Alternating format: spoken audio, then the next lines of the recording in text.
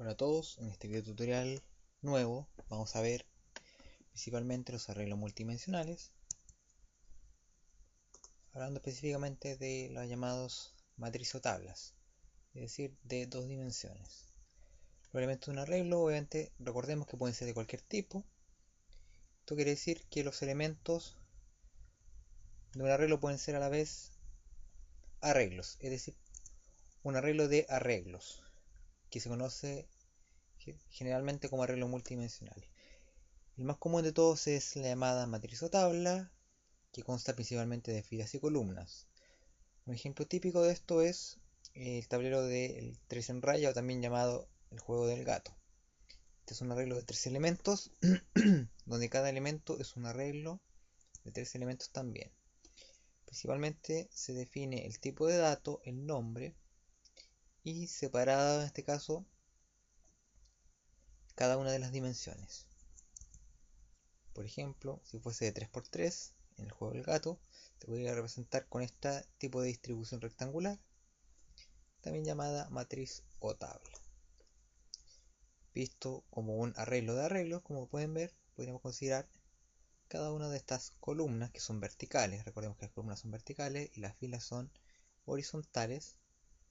Cada una de estas columnas podría ser a su vez un arreglo o considerarlo como tal. Entonces, las matrices o tablas son arrays multidimensionales que principalmente se pueden referenciar, generalmente son por dos índices. Ahora obviamente pueden haber más dependiendo también del problema que haya que resolver. Los arreglos bidimensionales son de dos dimensiones, multidimensionales 3 o más. Entonces principalmente quiero recordar que existen las filas y las columnas, donde las filas son horizontales y las columnas son verticales. Ejemplo de matrices: si ahora, ¿no es cierto?, tenemos notas de alumnos y a su vez tenemos los alumnos propiamente tal, podríamos representarlos en las filas, por ejemplo, que representar el alumno, y las columnas que indican en este caso la nota propiamente tal. Otro ejemplo sería, por ejemplo, el salto de una serie de corredores, y por ejemplo marcar con una X salto válido, 0 no válido. Array de tres dimensiones, por ejemplo, podría ser un pasaje que representa el estado actual de un sistema de reserva, donde por ejemplo podríamos considerar cada una de las dimensiones como una variable específica. Por ejemplo, la Y que representará el número de vuelo, J que representará la fila del avión, K el asiento. Obviamente de tres dimensiones ya sería un cubo su representación gráfica. Entonces podríamos considerar directamente un pasaje como libre o un pasaje ocupado, por ejemplo, si quisiéramos trabajar con dos estados, siendo por ejemplo la fila del avión el número de vuelo y el asiento las dimensiones que representan este arreglo multidimensional llamado cubo. Bueno, también recordar que en este caso es importante tener en cuenta que los arreglos se van guardando en posiciones contiguas o seguidas en memoria,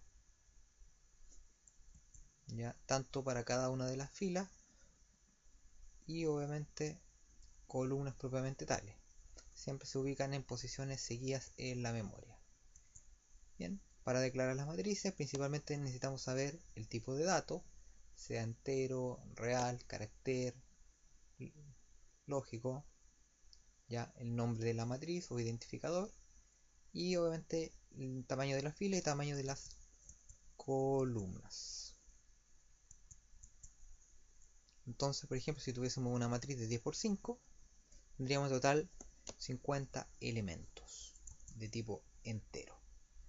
Cada uno de los valores se identifica en base a dos coordenadas, a diferencia de los vectores. Entonces tenemos para identificar en base a coordenada de fila y columna respectivamente. ¿Ya?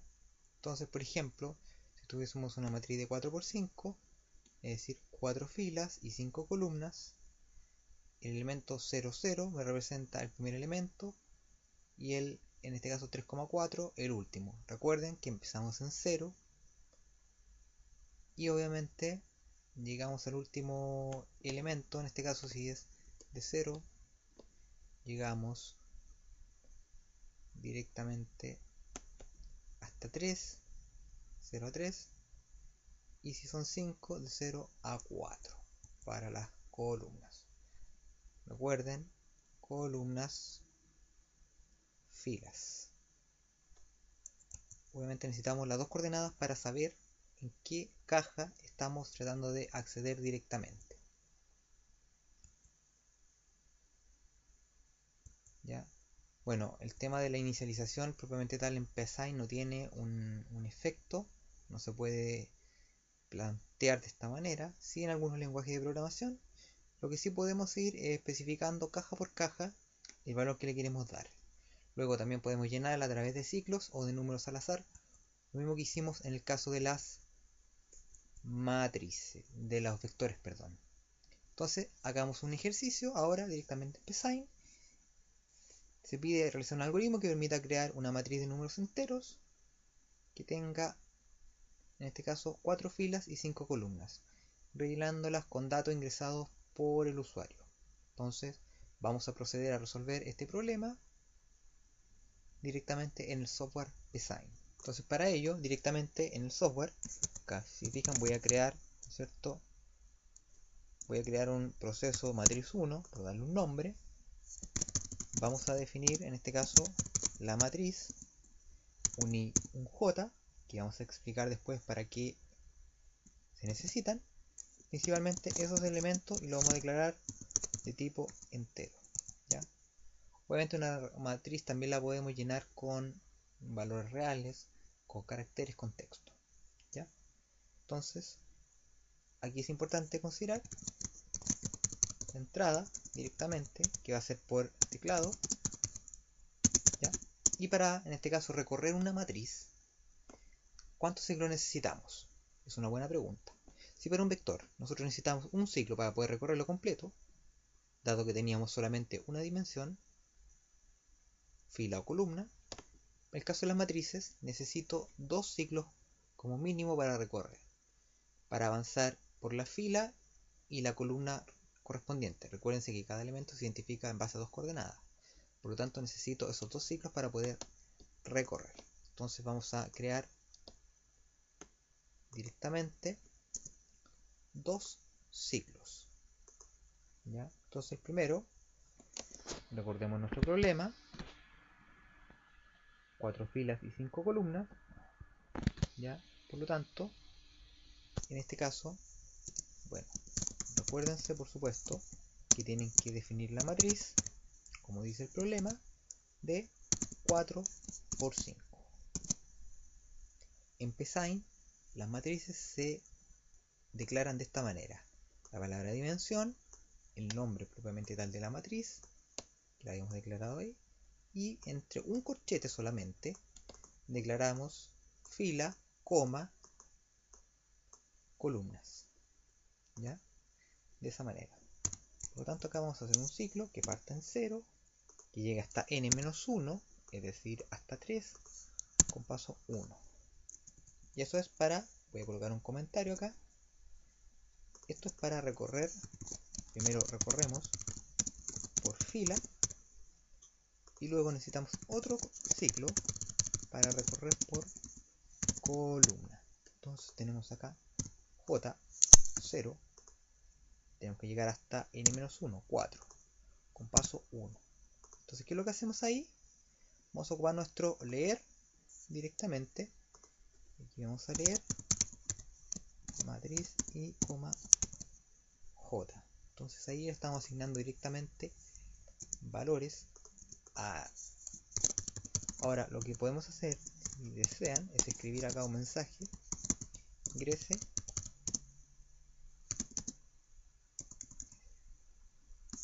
los valores. Por un mensaje 20 en total. Para ir, ¿cierto?, directamente llenando. ¿Ya? Por otra parte, una vez que llenamos esa matriz, nuevamente vamos a tener que mostrar ahora vamos a mostrar la matriz. Ya, aquí estábamos directamente leyendo. Ahora vamos a repetir lo mismo que teníamos definido antes. solamente que ahora vamos a hacer un recorrido de la matriz principalmente para irla mostrando en pantalla. Por lo tanto, acá nosotros vamos a recurrir nuevamente en nuestro software, escribir, y obviamente aquí vamos a escribir la matriz IJ. Bueno, una de las desventajas que tiene directamente Bsign es que no podemos mostrar hacia el lado los elementos que componen toda la fila. Por lo tanto, ¿qué es lo que voy a hacer acá? Principalmente voy a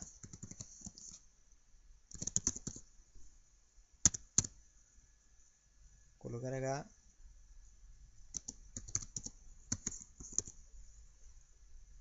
este escribir vacío para que me salte un espacio por lo menos y nos permita distinguir la fila cuando se llene. ¿Ya? Entonces, principalmente tenemos que tener en consideración eso para poder ir mostrando nuestra matriz. ¿Ya? Obviamente, si ejecutamos el programa, acá nos debiera preguntar, voy a maximizar la pantalla, ingrese los valores, ¿cierto? 20 en total. Voy a poner esto para acá. Por ejemplo, ingreso un valor 12, 13, 1, 5, 4, 6, 7, 13, 78, 60, menos 5, menos 4, 12, 90, menos 6, 0, 23, 45, 67. Ya, llenamos en este caso con nuestros 20 valores y acá nosotros nos está mostrando la matriz. Obviamente esto correspondería a la primera fila, segunda fila, tercera fila, cuarta fila, y con eso en este caso estamos generando la matriz. ¿Ya? Podríamos haber colocado acá un mensaje, a lo mejor que nos dijera la fila en la que estábamos directamente. ¿Ya? Entonces, esto se puede hacer de esa manera. Y obviamente aquí se aplica los mismos criterios que podríamos haber hecho en el caso de los vectores. ¿Ya? Si no queremos estar ingresando por teclado los elementos, porque son demasiados, podríamos haber hecho esto. Podríamos haber ocupado nuevamente nuestra función azar, por ejemplo, y generar números aleatorios. ¿Ya? Entonces aquí se aplica el mismo criterio. Como se fijan acá, están generando los números directamente al azar. Por lo tanto, en cada ejecución voy a tener números distintos.